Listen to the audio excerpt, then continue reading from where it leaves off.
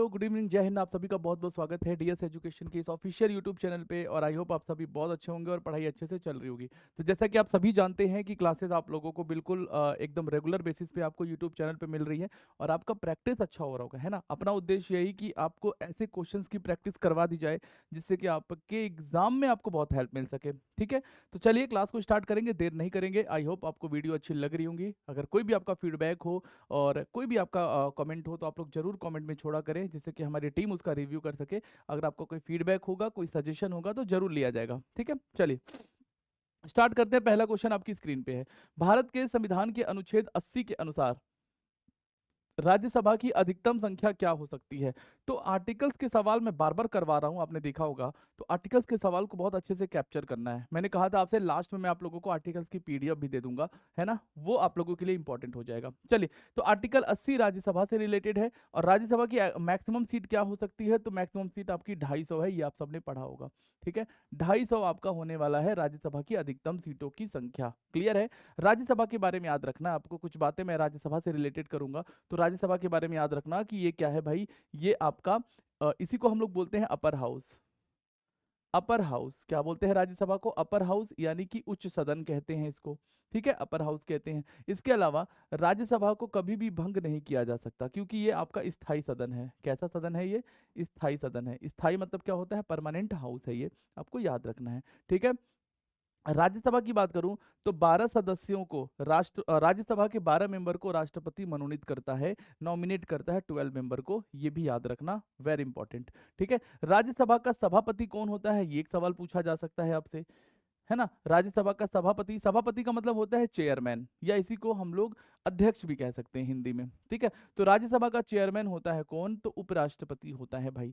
Vice president of India ही जो है राज्यसभा के कौन होते हैं, चेयरमैन होते हैं, याद रखना आप लोग। ठीक है, वेरी इंपॉर्टेंट, ये क्वेश्चन कई बार पूछा जाता है ना। तो ये बातें आप लोग को ध्यान में रखनी है। ठीक है, आगे बढ़ते हैं, अगला क्वेश्चन लेकर के आते हैं। नेक्स्ट क्वेश्चन आपकी स्क्रीन पे है क्या, कि भारत के संविधान का कौन सा अनुच्छेद प्रदान करता है कि प्रधानमंत्री के साथ उनके प्रमुख के रूप में मंत्रिपरिषद होगी भाई। ठीक है, कई बार क्वेश्चन आपने देखा होगा। ठीक है, क्वेश्चन क्या है कि भारत में एक मंत्रिपरिषद है और मंत्रिपरिषद का प्रमुख कौन है, यानी head of council of minister कौन, तो प्राइम मिनिस्टर होते हैं। ये आर्टिकल 74 में देखने को मिलता है आपको। आर्टिकल 74 जब आप पढ़ते हो तो उसमें ये बातें लिखी हुई हैं कि राष्ट्रपति की सहायता के लिए एक मंत्रिपरिषद होता है और उस मंत्रिपरिषद का प्रमुख प्रधानमंत्री होता है। क्लियर, आर्टिकल 74 यहाँ पे आपको देखने को मिल जाता है। तो आराम से आर्टिकल 74 को आप लोग टिक कर देते हो। ठीक है, आर्टिकल 74 को आराम से टिक करना आपको, है ना। 75 में क्या, अगर मैं आपको 75 बता दूं, कई लोग अगर 75 से कंफ्यूज हो रहे हैं, तो 75 में क्या है कि प्रधानमंत्री की नियुक्ति राष्ट्रपति करता है और अन्य मंत्रियों की नियुक्ति प्रधानमंत्री की सलाह पे राष्ट्रपति करता है।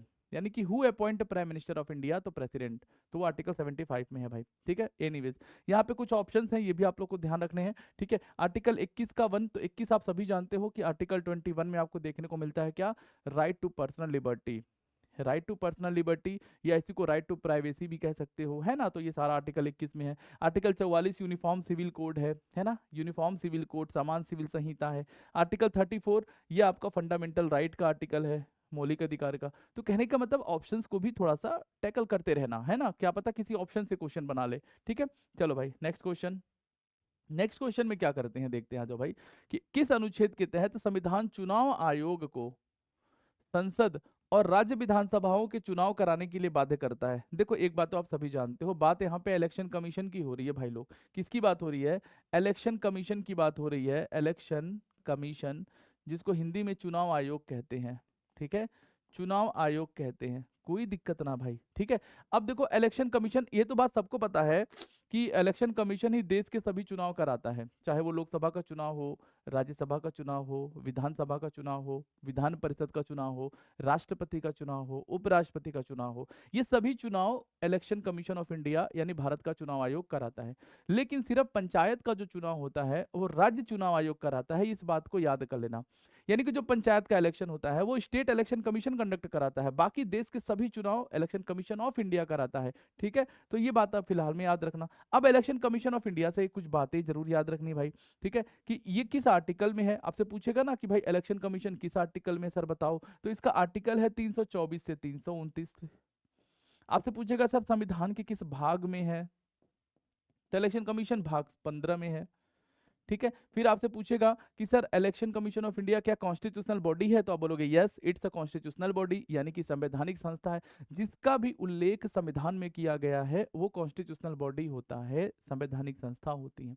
इलेक्शन कमीशन ऑफ इंडिया के बारे में याद रखना, आर्टिकल और पार्ट दो ही चीज पे ज्यादा फोकस रहता है, ये चीज। अब इलेक्शन कमीशन ऑफ इंडिया में याद रखना है, ये 3 मेंबर बॉडी होती है। 3 member body, 3 member body sir क्या होता है? 3 मेंबर बॉडी का मतलब होता है कि 3 टोटल मेंबर होते हैं इसमें, ठीक है। हम बोलते हैं कि जो इलेक्शन कमीशन ऑफ इंडिया है वो 3 मेंबर्स बॉडी है, 3 मेंबर्स बॉडी है। मतलब कि 3 सदस्यीय निकाय है, मतलब कि इसमें एक होते हैं चीफ इलेक्शन कमिश्नर सीईसी और 2 होते हैं इलेक्शन कमिश्नर जिसको आप ईसी कहते हो। सीईसी का मतलब है चीफ इलेक्शन कमिश्नर, मुख्य निर्वाचन आयुक्त, और इलेक्शन कमिश्नर को हिंदी में कहते हैं निर्वाचन आयुक्त। तो 3 मेंबर इसमें होते हैं, याद रखना। इलेक्शन कमीशन का गठन कब हुआ था अगर आपसे ये पूछ ले, तो इलेक्शन कमीशन का गठन हुआ था 25 जनवरी 1950 को भाई, ठीक है। इलेक्शन कमीशन ऑफ इंडिया का गठन हुआ था 25 जनवरी 1950 को हुआ था, और इसीलिए 25 जनवरी को मनाया जाता है क्या? 25 जनवरी को ही सेलिब्रेट किया जाता है क्या? National voters day, national voters day. मतलब कि राष्ट्रीय मतदाता दिवस मनाया जाता है 25 जनवरी को, क्योंकि इसी दिन जो है इसका गठन हुआ था। तो आई होप कि ये चीजें क्लियर हो चुकी होंगी। इस समय भारत का इलेक्शन कमिश्नर ऑफ इंडिया कौन है, यानी कि भारत के सीईसी कौन है। देखो 2 बातें और मैं आपको याद कराऊंगा कि फर्स्ट सीईसी कौन थे, भारत के प्रथम सीईसी। सीईसी मतलब क्या? चीफ इलेक्शन कमिश्नर, यानी कि भारत के प्रथम मुख्य निर्वाचन आयुक्त या चुनाव आयुक्त कौन थे, ये नाम याद रखना, सुकुमार सेन। कई बार ये क्वेश्चन देखो फैक्चुअली क्वेश्चन पूछ लेता है ना, सुकुमार सेन। और प्रेजेंट में सीईसी कौन है अगर आपसे वर्तमान में पूछे, देखो आज की डेट का मैं बता रहा हूं, अभी अगर कल चेंज हो जाए तो फिर कहना सर ये तो आपने गलत बता दिया। तो आज की डेट में बता रहा हूं मैं कि जो प्रेजेंट में सीईसी हैं उनका नाम क्या है? ज्ञानेश कुमार है, ज्ञानेश कुमार, ठीक है। ये वर्तमान में भारत के मुख्य निर्वाचन आयुक्त यानी चीफ इलेक्शन कमिश्नर है, याद रखना आपको, ठीक है। इसके अलावा इलेक्शन कमीशन में हेडक्वार्टर इसका कहां पर है? ये सवाल ये भी पूछ सकता है कि sir election commission of India का हेडक्वार्टर कहां पर है, मुख्यालय कहां पर है? तो आप कहेंगे सर न्यू दिल्ली में है, न्यू दिल्ली में इसका मुख्यालय आपको देखने को मिलता है भाई, याद रखना सब लोग, ठीक है। Very important, very important. एक क्वेश्चन मैं आपसे पूछना चाहूंगा, अगर आप वीडियो देख रहे हो तो एक क्वेश्चन का उत्तर कमेंट बॉक्स में जरूर बोलना या लिख देना कमेंट बॉक्स में कि भारत की पहली महिला मुख्य निर्वाचन आयुक्त कौन बनी थी, यानी कि first female chief election commissioner of India.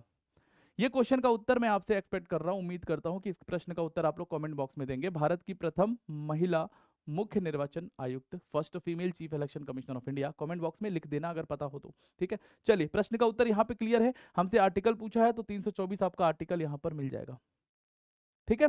चलो नेक्स्ट क्वेश्चन आपकी स्क्रीन पर है। क्वेश्चन क्या कहता है? भारत के संविधान का कौन सा अनुच्छेद संसद के अवकाश में होने पर अध्यादेश लाने के लिए भारत के राष्ट्रपति को अधिकार देता है? देखो अगर संसद का अवकाश है, अवकाश मतलब कि हॉलीडे है, यानी कि लोकसभा राज्यसभा जो है वो अवकाश में है, वो नहीं चल रहे हैं, सत्र में नहीं है, सेशन में नहीं है, तो उस केस में अगर कोई विधेयक लाना है, कोई बिल लाना है, तो सरकार क्या करती है? राष्ट्रपति से सीधे साइन करवा करके अध्यादेश जारी करवा लेती है। मतलब कि राष्ट्रपति के पास एक पावर होता है ना। अब आप पढ़ोगे आर्टिकल, एक आर्टिकल बड़ा इंपॉर्टेंट है जो क्वेश्चन में पूछा, 123 1 2 3 आर्टिकल क्या है? 1 2 3। ये किससे रिलेटेड है?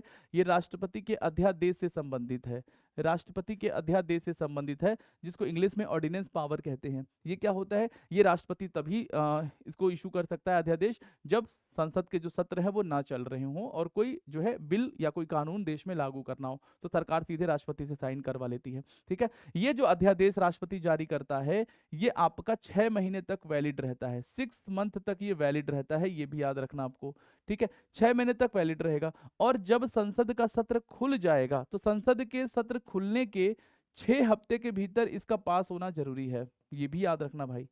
6 हफ्ते के भीतर इसका पास होना जरूरी है। ये थोड़ा सा टेक्निकल टर्म है, याद रखना। देखो 6 महीने तक तो वैलिडिटी रहती है, 6 महीने तक तो ये कानून बिल्कुल वैसे ही चलता रहेगा, ठीक है। उसके बाद जब संसद का सत्र खुल जाएगा तो संसद का सत्र खुलने के बाद 6 हफ्ते के भीतर, 6 हफ्ते के भीतर इस कानून को पास करना जरूरी है। संसद से पास करना जरूरी है क्योंकि कानून बनाने का अधिकार हमारे देश में संसद के पास होता है, ठीक है। भले राष्ट्रपति ने अध्यादेश जारी कर दिया, उसकी वैलिडिटी सिर्फ 6 महीने की होती है, और जब संसद का सत्र खुल गया तो संसद का सत्र खुलने के 6 हफ्ते के भीतर इस बिल का पास होना जरूरी है जो राष्ट्रपति ने जारी किया है अध्यादेश के रूप में। समझ गए मेरी बात? यानी कि राष्ट्रपति के द्वारा जारी किया गया अध्यादेश अधिकतम कितने दिनों तक वैलिड रह सकता है। अगर ये पूछे कि राष्ट्रपति के द्वारा जारी किया गया जो अध्यादेश है, ये जो अध्यादेश है, इसकी अधिकतम अवधि क्या होगी। अगर ये सवाल आपसे पूछे कि इसकी अधिकतम अवधि क्या होगी, अधिकतम अवधि यानी जिसको इंग्लिश में बोल सकते हो मैक्सिमम वैलिडिटी,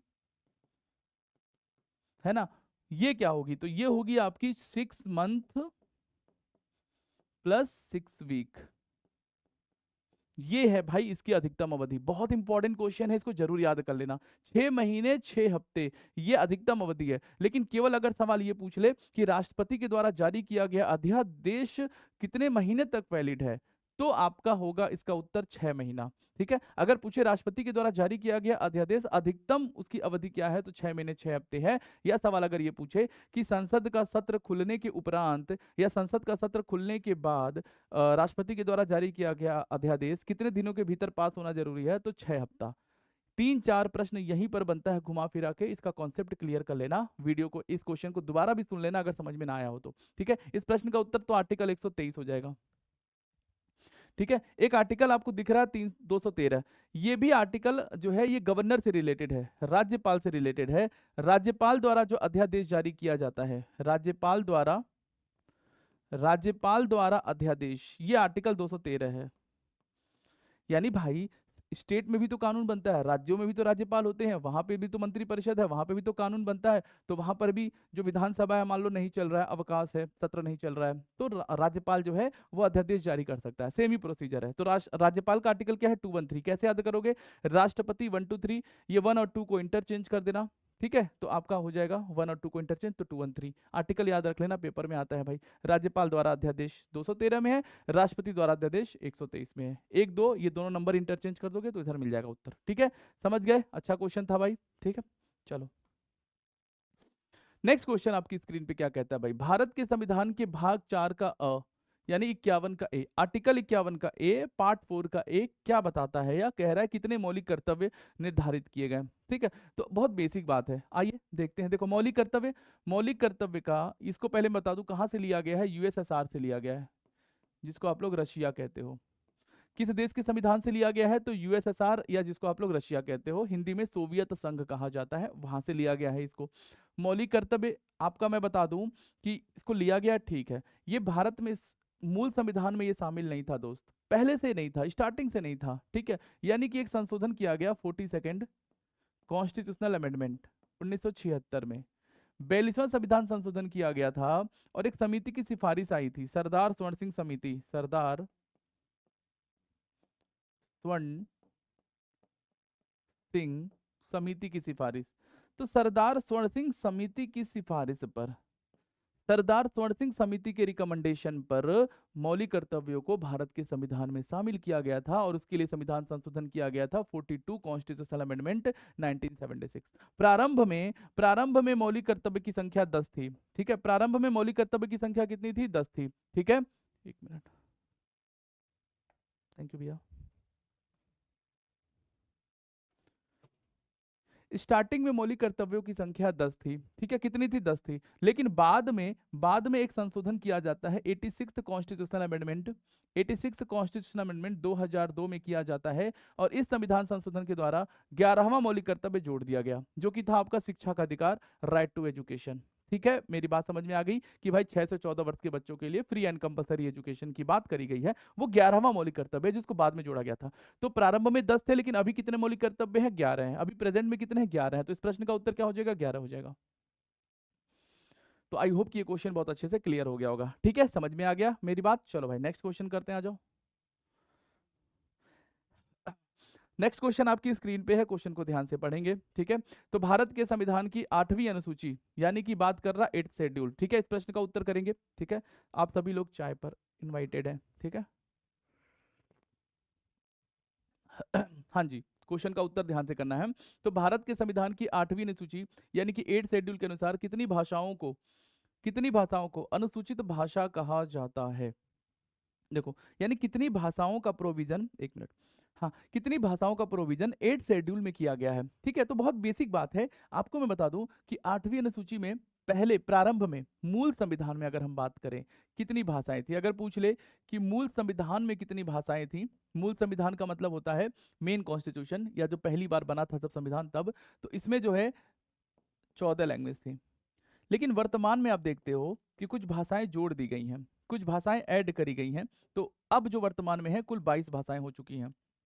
यानी आप देखोगे 8 भाषाओं को अब तक जोड़ा जा चुका है, 8 नए लैंग्वेज को अब तक जोड़ा जा चुका है संविधान बनने से लेकर के अब तक में। तो हमसे तो यही पूछा है भाई कितनी भाषाओं को कहा जाता है, तो भाई 22, मतलब 22 भाषाएं ऐड हुई थी, तो हम तो यही याद रखेंगे, है ना, 22 लैंग्वेज। तो अच्छा क्वेश्चन है, कंफ्यूज नहीं होंगे आप लोग। अगर सवाल ये पूछ ले कि भाई मूल संविधान में, तो वो ध्यान रखना आप लोग, ठीक है।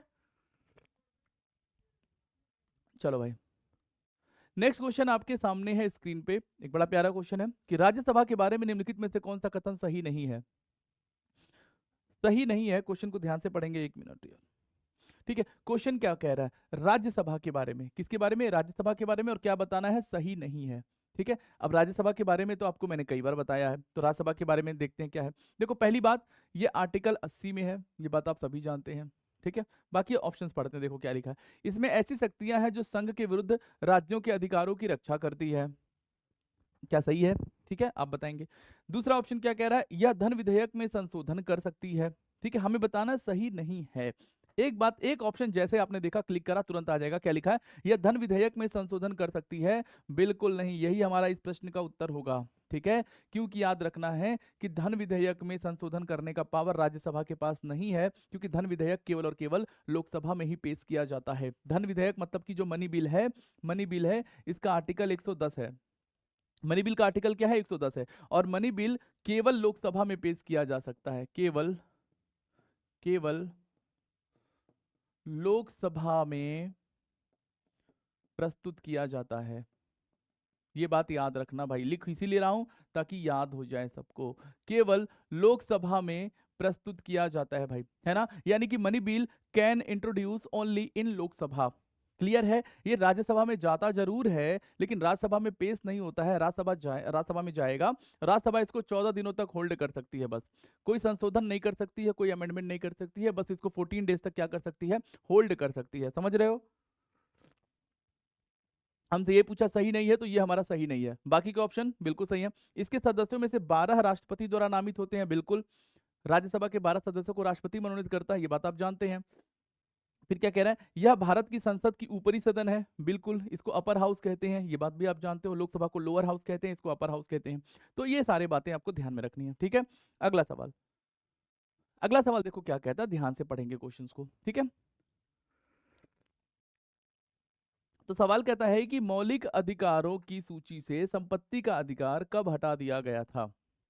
ये तो आपने कई बार क्वेश्चन किया होगा, राइट टू प्रॉपर्टी से रिलेटेड बात है। देखो मौलिक अधिकार के बारे में आप जानते हो कि मौलिक अधिकार अमेरिका के संविधान से लिया गया है, आर्टिकल 12 से 35 है, संविधान का भाग 3 है, और संविधान के भाग 3 को ही क्या बोलते हैं, Magna carta of the constitution. मैं कोशिश कर रहा हूँ ज्यादा से ज्यादा क्वेश्चन बोल दूं, लिखूंगा टाइम खराब होगा, बोल दूंगा तो याद कर लेना, ठीक है। इसी को संविधान का मैग्ना कार्टा भी कहते हैं, संविधान का भाग 3 या फिर मौलिक अधिकारों को संविधान का मैग्ना कार्टा बोलते हैं, बात क्लियर है सबको। और ये जो मौलिक अधिकार है, ये आपका जस्टिसिएबल इन नेचर है, यानी कि न्याय योग्य है, प्रवर्तनीय भी है, वाद योग्य भी है, यानी, और ये आपका नेगेटिव इन नेचर है, ठीक है। नेगेटिव इन नेचर, अगर इसका नेचर पूछे क्या है तो बोलना नेगेटिव है, ठीक है। अब कह रहा संपत्ति का अधिकार, पहले हमारे पास फंडामेंटल राइट कितने थे, देखो फंडामेंटल राइट है 12 से 35, 12 से 35, और वर्तमान में आप जानते हो 6 सेट्स ऑफ फंडामेंटल राइट है हमारे पास, 6 सेट्स ऑफ फंडामेंटल राइट, यानी कि फंडामेंटल राइट के 6 प्रकार हमारे पास है। राइट टू इक्वलिटी है, राइट टू फ्रीडम है, राइट टू अगेंस्ट एक्सप्लॉयटेशन है, right to freedom for religion है, राइट टू अगेंस्ट एक्सप्लॉयटेशन है, और आपका कल्चरल एंड एजुकेशनल राइट है, और राइट टू कॉन्स्टिट्यूशनल रेमेडीज है। 6 राइट हमारे पास है, कौन सा नहीं है, राइट टू प्रॉपर्टी नहीं है। राइट टू प्रॉपर्टी जो है ये 44th कॉन्स्टिट्यूशनल अमेंडमेंट किया गया था 1978 में, और 44वें संविधान संशोधन के द्वारा राइट टू प्रॉपर्टी को हटा दिया गया था। और कहाँ पे रखा गया है संपत्ति के अधिकार को, तो संपत्ति के अधिकार को अब लीगल राइट बना दिया गया है। कैसा राइट बना दिया गया है, लीगल राइट बना दिया गया है, जिसको हिंदी में कहते हो कानूनी अधिकार। कैसा अधिकार हो गया है, कानूनी अधिकार है। और अब संपत्ति का अधिकार, इसका आर्टिकल क्या है, 300 का ए है, इसका आर्टिकल क्या है, 300 का ए है, क्लियर। 1978 में संपत्ति के अधिकार को हटाया गया था। ठीक है, चलो नेक्स्ट क्वेश्चन। अगला क्वेश्चन देखो क्या कह रहा है। भारत के मुख्य चुनाव आयुक्त के बारे में इसका कार्यकाल पूछ रहा है। जो भारत के मुख्य चुनाव आयुक्त हैं यानी चीफ इलेक्शन कमिश्नर जिसको आप बोलते हो, उनका कार्यकाल क्या है? चार ऑप्शन आपके सामने है, बताइए भाई। क्वेश्चन सारे बहुत अच्छे हैं, है ना, और आई होप आप सभी को कॉन्फिडेंस भी आएगा, है ना, क्वेश्चन करने से कॉन्फिडेंस आते हैं। ठीक है, चलो। तो सवाल है कि मुख्य चुनाव आयुक्त, देखो पहली बात याद रखना है, चुनाव आयुक्त जो होते हैं ये आपके आईएएस ऑफिसर होते हैं। ठीक है, और आपके आर्टिकल आपको चुनाव आयोग का पता है 324 से 329, ये चुनाव आयोग का आर्टिकल है, याद रखना है सबको। ठीक है, और चुनाव आयुक्त में चुनाव आयोग जो है उसमें टोटल 3 मेंबर बॉडी होते हैं, 3 सदस्यीय निकाय है, याद रखना। चुनाव आयोग का गठन कब हुआ था? तो 25 जनवरी 1950 को हुआ था। ये सब बातें ध्यान में रखना। ठीक है, अब कार्यकाल पूछ रहा है, तो इनका जो कार्यकाल होगा ना, अच्छा नियुक्ति कौन करेगा? नियुक्ति राष्ट्रपति करता है। अगर पूछ ले कि कौन करेगा अपॉइंट, तो अपॉइंट करने का पावर जो है प्रेसिडेंट के पास होता है, याद रखना। 6 वर्ष और या 65 वर्ष के लिए इनकी नियुक्ति होती है। या तो 6 वर्ष तक कार्यकाल पूरा करेंगे या रिटायरमेंट एज इनका 65 साल होता है, जो भी पहले आ जाए। तो यहाँ पर आपका ए ऑप्शन करेक्ट हो जाएगा। ठीक है, 6 ईयर और up to the age of 65 year, जो भी पहले आ जाए। ठीक है, ये ध्यान रखना, अच्छा क्वेश्चन आता है ये। चलो नेक्स्ट क्वेश्चन है, भारत के संविधान के निम्नलिखित में से किस अनुच्छेद में वित्तीय आपातकाल का प्रावधान है? वित्तीय आपातकाल, फाइनेंशियल इमरजेंसी क्या है भाई? ठीक है, देखो फाइनेंशियल इमरजेंसी जो है ये आपका आर्टिकल है 360। और एक बात और याद रखना कि ये फाइनेंशियल इमरजेंसी अब तक भारत में कभी भी नहीं लागू हुआ है, नेवर, कभी लागू नहीं हुआ है, कभी भी लागू नहीं हुआ है। ठीक है, नेवर। तो अगर पूछे फाइनेंशियल इमरजेंसी भारत में कितनी बार लगा है, कहना नहीं लगा है भाई। हमारे देश में वित्तीय आपातकाल नहीं लगा है, आर्टिकल क्या है? 360 है। ठीक है, और एक बात याद रखना कि फाइनेंशियल इमरजेंसी जो है ये अमेरिका के संविधान से लिया गया है। ठीक है, यूएसए के कॉन्स्टिट्यूशन से बोरो किया गया। अगर कभी पूछ ले सवाल कि भाई वित्तीय आपातकाल किस देश के संविधान से लिया गया, बोल देना अमेरिका के संविधान से लिया गया भाई। ठीक है, आर्टिकल पूछा है तो आर्टिकल 360 हो जाएगा आपका भाई। 356 में क्या है? ये स्टेट इमरजेंसी है, स्टेट इमरजेंसी है इसमें। ठीक है, जिसको आप बोलते हो प्रेसिडेंट रूल, राष्ट्रपति शासन। अगर पूछे राष्ट्रपति शासन किस आर्टिकल में है, तो आर्टिकल 356 में ही है, जिसको आप लोग स्टेट इमरजेंसी भी कहते हो। ठीक है, चलो भाई अगला सवाल करेंगे, है ना। अगला सवाल आपकी स्क्रीन पे है, क्वेश्चंस को पढ़ लेना आराम से, फिर उत्तर करना। ठीक है, देखो क्या कह रहा है, भारत के राष्ट्रपति के महाभियोग की प्रक्रिया निम्नलिखित में कहाँ शुरू की जा सकती है? ये भी मैंने डिस्कस किया था लास्ट क्लास में, शायद ऐसे क्वेश्चन मैंने डिस्कस किए थे आपसे। बताओ बताओ जरा, भारत के राष्ट्रपति के महाभियोग की प्रक्रिया, क्वेश्चन क्या पूछ रहा है? महाभियोग की प्रक्रिया, इम्पीचमेंट का प्रोसेस। पहली बात जल्दी जल्दी, महाभियोग आर्टिकल 61 में है, किस आर्टिकल में? 61। कहां से लिया गया है? अमेरिका के संविधान से लिया गया है। ठीक है, और क्या होता है महाभियोग? तो राष्ट्रपति को हटाने का एक प्रोविजन होता है, राष्ट्रपति को हटाया जाता है इससे। ठीक है, राष्ट्रपति को 14 दिन पहले आप लोग नोटिस दोगे। ठीक है, 14 डेज अर्लियर आप नोटिस दोगे। महाभियोग की प्रक्रिया ये आपका संसद के किसी भी सदन से इंट्रोड्यूस किया जा सकता है, आइदर लोकसभा और राज्यसभा, किसी भी हाउस से इंट्रोड्यूस कर सकते हो इसको, कोई फिक्स नहीं है कि लोकसभा से या राज्यसभा से। तो यहाँ पे देख लो, either house of the parliament, B option आपका करेक्ट हो जाएगा। ठीक है, गॉट इट ना, समझ रहे हो मेरी बातों को? बस ऐसे ध्यान रखना। ठीक है, महाभियोग से रिलेटेड ऐसे क्वेश्चन आएगा। नेक्स्ट क्वेश्चन, ये भी क्वेश्चन देखो रिपीट हुआ है, पहले भी करा चुके हैं, कि जीएसटी किस अधिनियम द्वारा पेश किया गया था? बस सॉरी, अभी चाय पी रहा था, अब खत्म हो गया। ठीक है, चलो। तो ये संविधान संशोधन है आपका 101, ये हुआ था 2016 में। लेकिन लागू कब हुआ? जीएसटी भारत में लागू कब हुआ? तो 1 जुलाई 2017 को लागू हुआ। ठीक है ना, क्लियर है मेरी बात? समझ में आ गई? समझ में तो आ रहा ना क्वेश्चन भाई आप लोगों को? कोई दिक्कत तो ना हो रहा? चलो, नहीं हो रहा तो आगे बढ़ो फिर। अगला क्वेश्चन है, 44वां संविधान संशोधन अधिनियम कब लागू किया गया था? तो अभी मैंने बताया आपको 44वां संविधान संशोधन जो था, देखो 44 बड़ा इजी है याद रखना यार, देखो 44 पूछ रहा है ना, 44 पूछ रहा है। ठीक है, और ये संपत्ति के अधिकार को हटाया गया था इस आर्टिकल इस संविधान से, इस संविधान संशोधन से क्या किया गया था? जो संपत्ति का अधिकार था आपका, ठीक है, उसको जो है हटाया गया था फंडामेंटल राइट से। 44वें संविधान संशोधन 1978 में हुआ था भाई। ये कब हुआ था?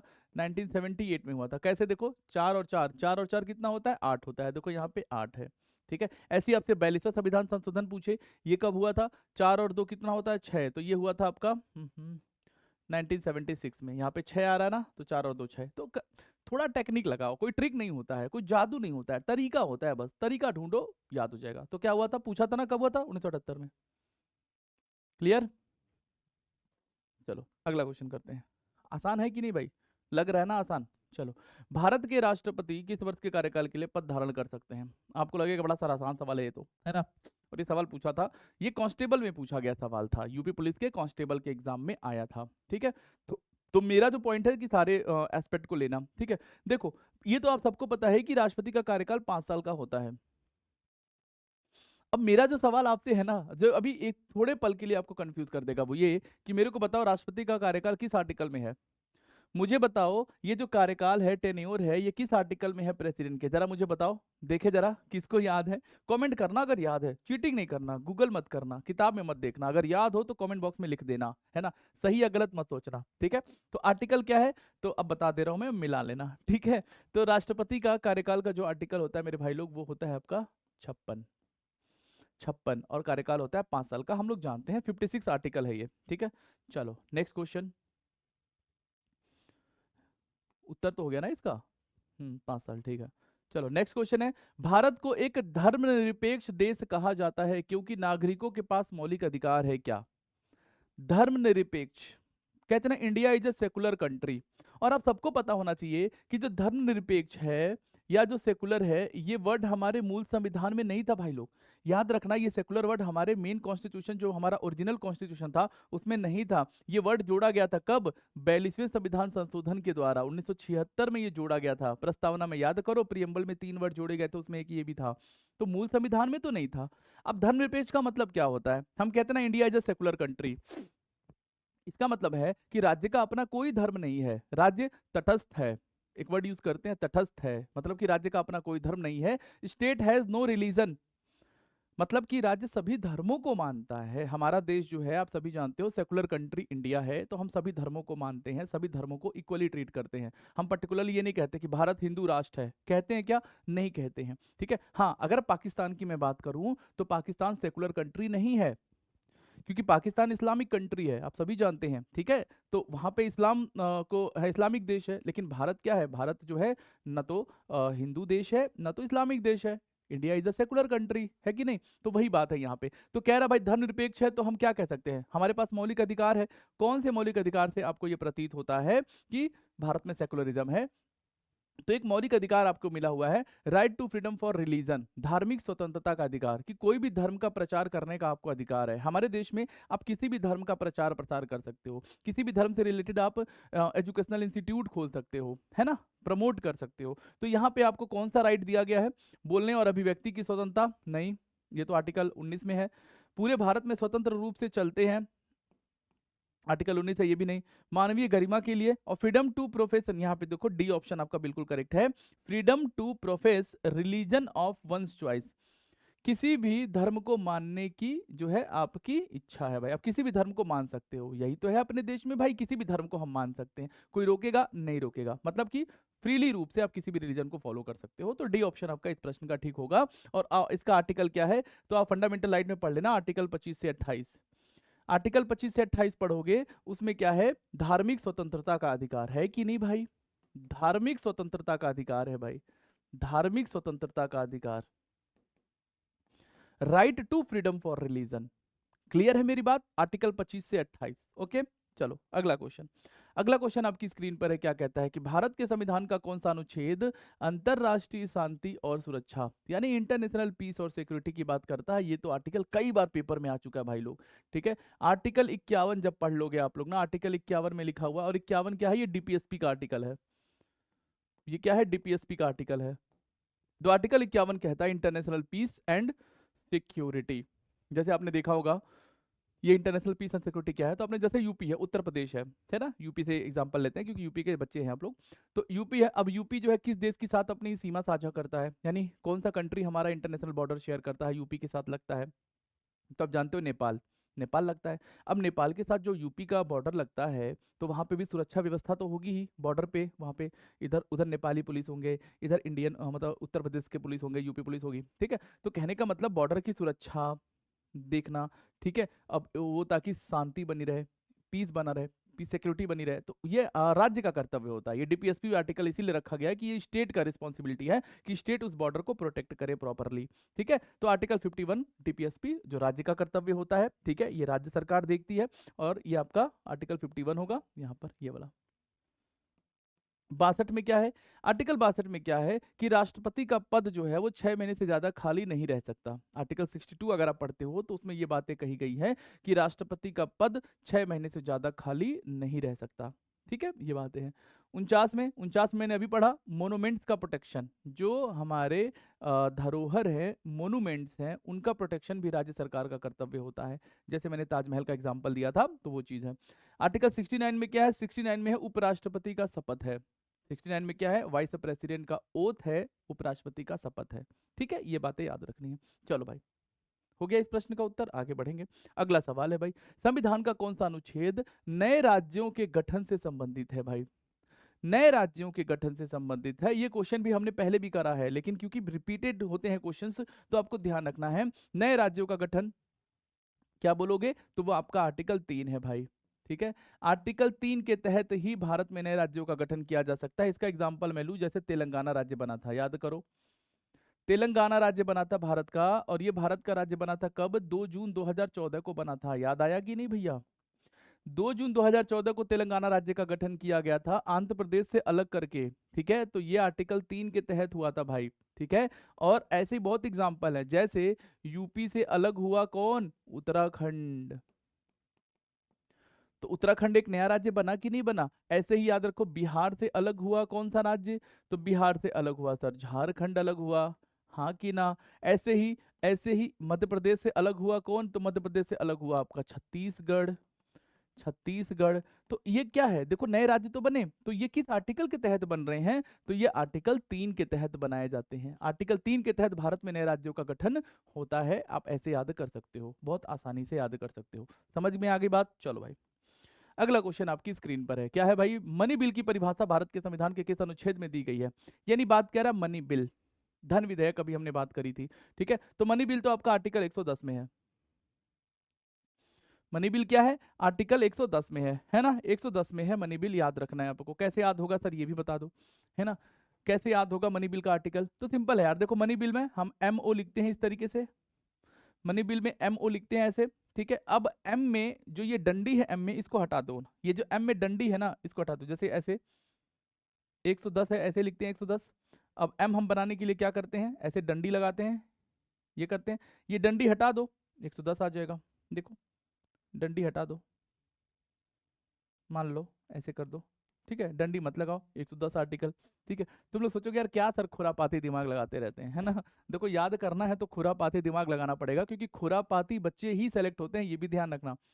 कुछ सिंसियर बच्चे भी होते हैं, वो सिंसियर होते हैं, वो आप नहीं हो, ठीक है। और एक खुरापाती बच्चे होते हैं जो खुरापात लगा करके पहुंच जाते हैं सिलेक्शन तक। तो थोड़ा सा खुरापाती बनना पड़ेगा, ये नहीं एकदम सीरियस वे में बैठे पड़े जैसे पुतला की तरह पढ़े जा रहे हो भाई। थोड़ा सा माइंड को कूल करके पढ़ो, समझने का दायरा बढ़ाओ, रटो नहीं, दायरा बढ़ाओ, ठीक है।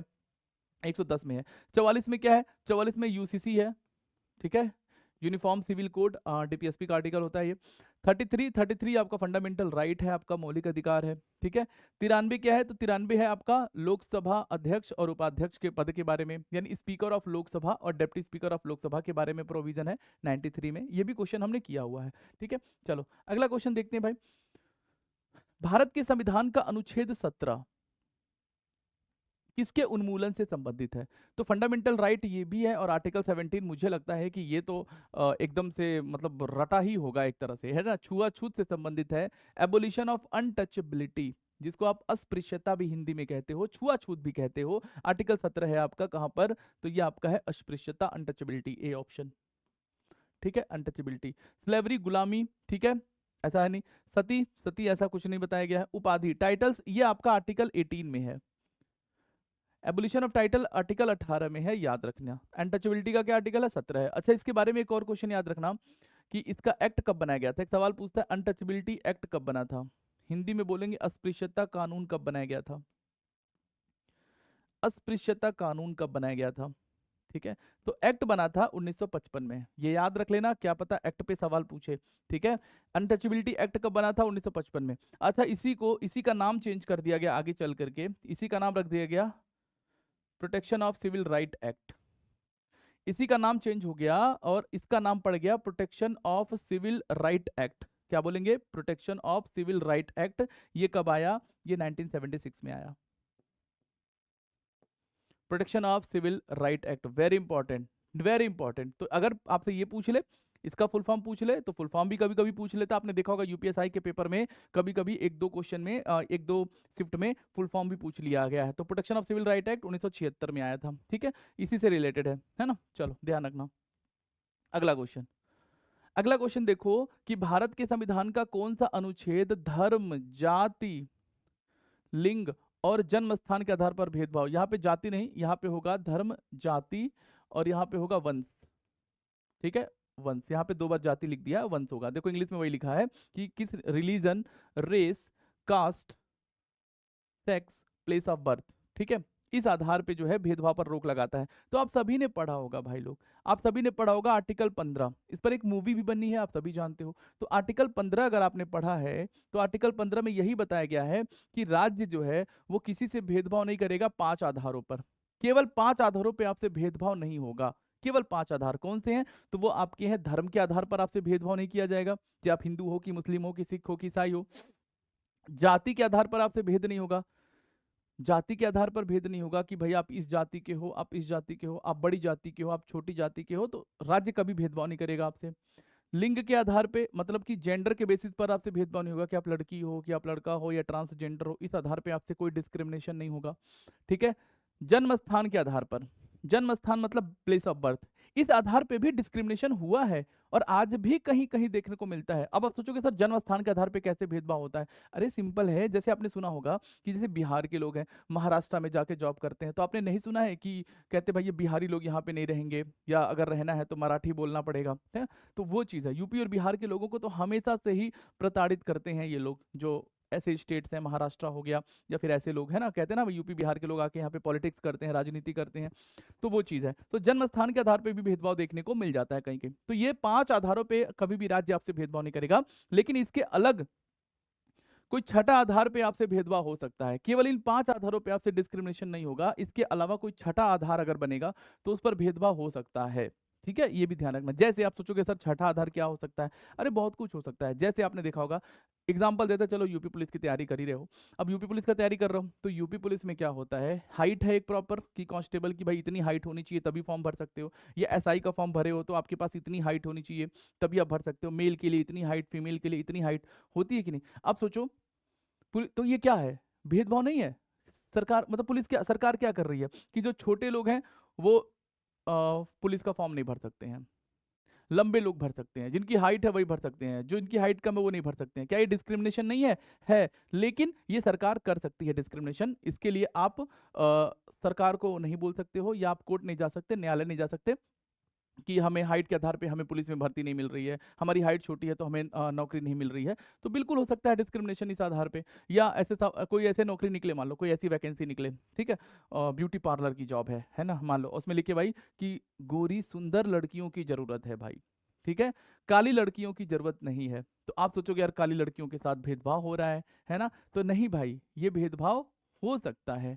ठीक है, क्यों? क्योंकि ये 5 आधार से अलग है। तो काले गोरों के आधार पे भेदभाव हो सकता है, हाइट है छोटा बड़ा है तो पता चला एक वैकेंसी सरकार ने निकाला, बोला कि जिनकी हाइट लंबी है वो नहीं आ पाएंगे, जिनकी हाइट ज्यादा है वो इस भर्ती के लिए पात्र नहीं है। तो क्या आप केस कर दोगे कि भाई हमारी लंबी हाइट है और सरकार हमसे भेदभाव कर रही है? नहीं कर सकते। क्यों? क्योंकि सरकार कहेगी भाई देखो आर्टिकल 15 में क्या लिखा है, केवल 5 आधारों पर भेदभाव नहीं कर सकते हैं, छठे आधार से कर सकते हैं। समझ गए? Concept clear? चलो भाई, बाकी के आर्टिकल्स भी ध्यान रखना। 23 क्या है तो मैंने आपको बताया था ह्यूमन ट्रैफिकिंग से रिलेटेड है, मानव के दुर्व्यवहार पर प्रतिबंध लगाया गया।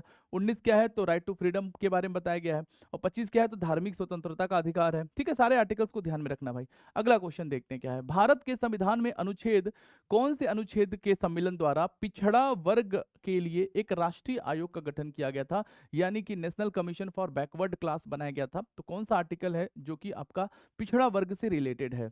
यही तो सवाल पूछा है भाई कि पिछड़ा वर्ग से रिलेटेड कोई आर्टिकल बता दो जो है। तो सिंपल है, याद रखना। मैं आपको बता देता हूँ आर्टिकल 338 में क्या है। तो आर्टिकल 338 में है शेड्यूल कास्ट के बारे में, यानी अनुसूचित जाति के बारे में। 338 का ए में क्या है, तो 338 के ए में जो है आपका एसटी के बारे में है, यानी शेड्यूल ट्राइब अनुसूचित जनजाति के बारे में है। और 338 का बी में ओबीसी जिसको आप लोग बोलते हो, अदर बैकवर्ड क्लास, अन्य पिछड़ा वर्ग है, ये है। तो आर्टिकल यही पूछा है हमसे, क्या पूछा है, एनसीबीसी क्या होता है, national commission for backward classes के लिए एक नेशनल कमीशन का गठन किया गया है। तो आर्टिकल 338 का बी, ठीक है। 338 का देखो ए लिखा है, ए में क्या है, तो इसमें एसटी के बारे में बताया गया है, एसटी का प्रोविजन है, शेड्यूल ट्राइब के बारे में। क्लियर है, कॉन्सेप्ट याद रखना, बहुत आराम से आर्टिकल्स को पढ़ना, घबराना नहीं है आपको, ठीक है। अगला सवाल देखते हैं, आ जाओ। अगला सवाल आपकी स्क्रीन पे पार्ट 8 को लेकर के है। पार्ट 8 ऑफ द कॉन्स्टिट्यूशन क्या डील कर रहा है, ये सवाल है। सवाल अच्छा है, इंपॉर्टेंट भी है, आपको डील करना है भाई। तो part 8 of the constitution of India deals with, 8 क्या है, तो मैंने आपको बताया था, याद करो, याद करो। पार्ट 8, 8 किससे रिलेटेड है, भारत में 8 क्या है, यूनियन टेरिटरी है कि नहीं भाई। भारत में कितने यूनियन टेरिटरी हैं, 8 यूनियन टेरिटरी हैं। 8 यूनियन टेरिटरी, तो पार्ट हो जाएगा 8। मैंने पार्ट याद करवाया था इस तरीके से पिछली वीडियोस में, आप लोग जब देखोगे तो आपको वीडियो मिल जाएगा, ठीक है। तो ये हो जाएगा आपका केंद्र शासित प्रदेश यूनियन टेरिटरी। कितने यूनियन टेरिटरी हैं, 8। तो पार्ट क्या हो जाएगा, 8 हो जाएगा, ठीक है। स्टेट्स, स्टेट्स देखो इसका पार्ट क्या है, स्टेट्स में कितने वर्ड लिखे हैं, काउंट करो स्टेट्स में कितने वर्ड, 1 2 3 4 5 6, तो इसका पार्ट क्या हो जाएगा, 6 हो जाएगा, 6 हो जाएगा, ठीक है। पंचायत, पंचायत का पार्ट पूछे आपसे, सर पंचायत का भी बता दो, ऐसे ही बता रहे हो तो, है ना। पंचायत में देखो प से 5 च से 4, पंचायत को देखो प से 5 च से 4, 5 और 4 9, पार्ट 9 करा दिया याद मैंने, देखो मैंने तो याद करा दिया भाई। प से 5 च से 4, पंचायत हो गया 9, 5 और 4 ऐड कर दो 9, ठीक है। म्युनिसिपालिटी, नगर पालिका, तो नगर पालिका तो भैया ऐड हुई थी ना इसमें, ये 9 का ए है। म्युनिसिपालिटी को तो ऐड किया गया था भाई, ठीक है, 74वां संविधान संशोधन करके ऐड किया गया था। तो 9 का ए है ये, क्या है, 9 का ए है ये, ठीक है। ये ध्यान रखना आप लोग, ठीक है। सारे पार्ट, सारे पार्ट्स मैंने इस तरीके से आपको रिलेट करा के याद करवाया है। नहीं तो जनरली स्टूडेंट क्या करते हैं, जनरली स्टूडेंट पार्ट्स को रटते हैं। तो भाई मेरा तो यही उद्देश्य है, रटने का नहीं है, समझने का है। अगला क्वेश्चन, भारतीय संविधान के किस अनुच्छेद के तहत जनसंख्या के एक हिस्से में बोली जाने वाली भाषा को विशेष प्रावधान दिया गया है। अब ये क्वेश्चन देखो थोड़ा सा टिपिकली क्वेश्चन हो जाता है, क्योंकि एक आध क्वेश्चन तो ऐसा पेपर में आपको मिलेगा जो लगेगा यार बहुत हार्ड है, आपसे नहीं बनेगा। तो मैं तो हर तरीके का क्वेश्चन आपसे करवा रहा हूँ, ठीक है। यहाँ पे क्वेश्चन वही पूछा है। अब देखो ना, अगर फिर भी क्वेश्चन आपको हार्ड लगे तो थोड़ा सा मतलब एलिमिनेट कर सकते हो आप, एलिमिनेट ऑप्शन से कर सकते हो। मतलब ये क्वेश्चन भी इतना टफ नहीं है कि हम ना कर पाए, थोड़ा सा दिमाग ये लगाना था आपको कि अगर देखा जाए, पूछ रहा है भाषा को लेकर के। अब पहली बात, एक बात समझो कि भाषा का आर्टिकल लैंग्वेज का पहले तो लैंग्वेज को देखो किस संविधान के किस भाग में है और संविधान के किस अनुच्छेद में भाषा के बारे में बताया गया है। तो थोड़ा भाषा के बारे में मैं आपको कुछ चीजें जल्दी जल्दी बता रहा हूँ, ध्यान से सुनना। देखो भाषा के बारे में पहले तो मैं बताऊं आपको पार्ट, किस पार्ट में है भाषा, किस पार्ट में है भाषा, तो भाषा आपको देखने को मिलेगा 17 में, पार्ट 17। और याद करिए मैंने पिछली क्लासों में आपको पार्ट्स भी याद करवाए थे। पार्ट 17 का आर्टिकल कहां से कहां तक है, इसका आर्टिकल है 343 से लेकर के 351 तक, 343 से लेकर के 351 तक भाषा का आर्टिकल है। भाषा का आर्टिकल केवल इन्हीं आर्टिकल्स के बीच में है, ठीक है। यानी एक बात क्लियर देखो जरा, 343 से 351 एक बार ऑप्शन देखो जरा, और कौन सा ऑप्शन आपको इन आर्टिकल्स के बीच में देखने को मिल रहा है। तो एक ही ऑप्शन आपको शायद देखने को मिलेगा, एंड दैट इज द 347। हाँ या ना बताओ। तो क्या आप इस तरीके से क्वेश्चंस को डील नहीं कर सकते थे, भले आपको ये नहीं पता क्या है, ये आपको नहीं पता ये क्या कह रहा है क्वेश्चन में, लेकिन दिस इज द प्रोसेस। ये प्रोसेस का अगर यूज करते हो ना तो आपके लिए जीएस टफ नहीं होगा भाई लोग, ठीक है। ट्रस्ट में क्वेश्चन को करने का तरीका बताना हो मेरा सबसे बड़ा मेन ऑब्जेक्ट है, क्वेश्चन कराने का तरीका मेरा मेन ऑब्जेक्ट नहीं है, वो तो हो ही जाएगा भाई, ठीक है। तो पार्ट 17 में 343 से 351। अब भाषा के बारे में समझते हैं, पार्ट हो गया। अगर आपसे शेड्यूल पूछे तो 8th शेड्यूल में भाषा के बारे में बताया गया है, 8th शेड्यूल में, यानी कि 8वीं अनुसूची में जो है आपको भाषा का प्रोविजन है। अगर शेड्यूल पूछे तो 8वीं कहना, पार्ट पूछे तो 17 कहना, आर्टिकल पूछे तो 343 से 351 कहना। अगर ऐसे क्वेश्चन पूछेगा तो ऐसे ऑप्शन भी आएगा, आप इजीली डील कर लोगे अगर आपको ये पता है तो, ठीक है। तो बस सिंपल डन डनाडन क्वेश्चन हो जाएगा, ठीक है। आर्टिकल पूछे, शेड्यूल पूछे, क्यों नहीं बता सकते। और 8 शेड्यूल में कितनी भाषाओं को बताया गया, 22 लैंग्वेज के बारे में बताया गया है, हाँ या ना, 22 लैंग्वेज के बारे में बताया गया। तो एक क्वेश्चन मैं आपसे जरूर पूछूंगा, क्योंकि लैंग्वेज की बात हो ही रही है, मैंने इतनी सारी बातें बता दी है, तो एक क्वेश्चन मैं आपसे पूछ रहा हूँ, कमेंट बॉक्स में इसका उत्तर करिएगा कि आप मेरे को बताइए कि क्लासिकल लैंग्वेज की संख्या कितनी हमारे देश में है। How many classical language? जल्दी से इस प्रश्न का उत्तर कमेंट में आप लोग दीजिएगा मुझे कि क्लासिकल लैंग्वेज कितने हैं। इसको हिंदी में कहेंगे सांस्कृतिक भाषा, सांस्कृतिक भाषा, ठीक है। कितने क्लासिकल लैंग्वेज हमारे देश में है, कमेंट में लिख दीजिएगा। अगर नाम पता हो सारे तो सारे के नाम भी लिख दीजिएगा, बेटर होगा। चलो नेक्स्ट क्वेश्चन करते हैं, आ जाओ। नेक्स्ट क्वेश्चन आपकी स्क्रीन पर है, क्वेश्चंस को ध्यान से करेंगे, ध्यान से समझेंगे। सुप्रीम कोर्ट ने भारतीय संविधान के किस अनुच्छेद के तहत इंटरनेट को मौलिक अधिकार घोषित किया? अब आप खुद देखो कितना प्यारा क्वेश्चन है कि इंटरनेट भी आपका, इंटरनेट जो चलाते हो आप लोग, ये भी आपका एक फंडामेंटल राइट है, मतलब कोई छीन नहीं सकता आपसे। इंटरनेट चलाना कोई छीन नहीं सकता, ये फंडामेंटल राइट है। और जो छीनेगा आप सीधे सीधे सुप्रीम कोर्ट जा सकते हो भैया, है ना, क्योंकि आपका वायलेशन फंडामेंटल राइट का कोई नहीं कर सकता है भाई, ठीक है। तो आर्टिकल 19 के तहत याद रखना आपको, किस आर्टिकल के तहत? आर्टिकल 19 के तहत जो आपका है इंटरनेट का अधिकार है, ठीक है। आर्टिकल 19 के तहत याद रखना। 21 में क्या है? तो 21 में आपका राइट टू पर्सनल लिबर्टी है, या राइट टू प्राइवेसी भी यहाँ पर देखने को मिलता है ना, व्यक्तिगत स्वतंत्रता का अधिकार, निजता का अधिकार, है ना, जीवन जीने का अधिकार, ये आर्टिकल 21 में है। आर्टिकल 17 में क्या है? तो 17 में आपका अनटचेबिलिटी है, छुआछूत वाला आर्टिकल है, ठीक है। और 14 में क्या है? तो 14 में तो है आपका इक्वलिटी बिफोर लॉ, है ना, कानून के समक्ष समानता, ये आर्टिकल 14 में आपको देखने को मिलता है, ठीक है। तो आज के सेशन में बस इतना ही क्वेश्चन रखेंगे। आई होप एक अच्छा बंच आपको मिल रहा है और एक अच्छी तैयारी आपकी हो रही है, ठीक है। मिलेंगे अगले सेशन में फिर से नए क्वेश्चंस के साथ। सेशन को छोड़ना नहीं, अच्छे से सारे सेशंस को देखना। कोई भी फीडबैक, कोई भी आपका कोई भी सजेशन है तो आप कमेंट बॉक्स में जरूर छोड़ दीजिएगा। मिलेंगे अगली क्लास में, तब तक के लिए आप सभी को नमस्कार, टेक केयर, जय हिंद।